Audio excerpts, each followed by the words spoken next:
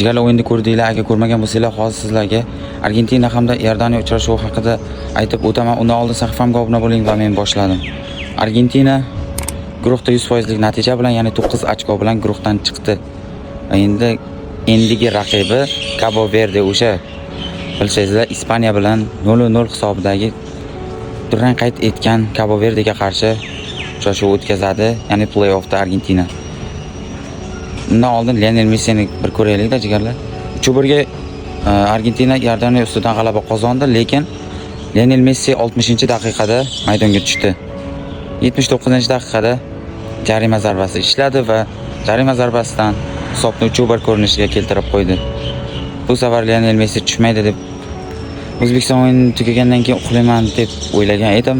Afsuski tushbarani xom sanagan ekanman jigarlar. Bu Lionel Messi gol urmasa bo'lmayapti oxirgi uchrashuvlarda. Va endi Lionel Messi yaqqol to'plarga aylanib oldi. Ya'ni 6 ta gol bilan 3 ta uchrashuvda, birinchi uchrashuvda hat-trick, ikkinchisida dubl va keyingisida zaxiradan tushib bitta gol urishga erishmoqda. Bu shubhasiz Lionel Andres Messi. Great all the time, ya'ni God. Sog' bilasizlar, barcha davrlarning qiroli.